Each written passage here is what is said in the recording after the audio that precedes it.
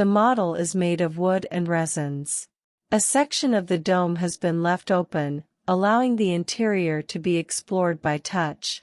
Furthermore, rather like an onion, the exterior layer has been removed from an adjoining area to expose the ingenious and innovative construction method.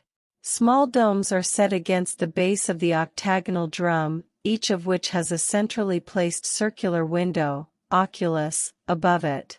The drum is decorated with geometrical motifs, a succession of vertical green rectangles, mostly in outline, but those at the corners are solid green.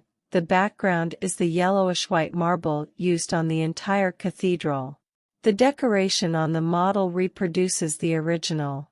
The entire cathedral is an alternation of geometries created by the colors of the various marbles, Carrara white, green from Prato, red from Maremma, and the terracotta red of the tiles on all the domes. The slender dome is supported by the drum, and it is also divided into 8 segments.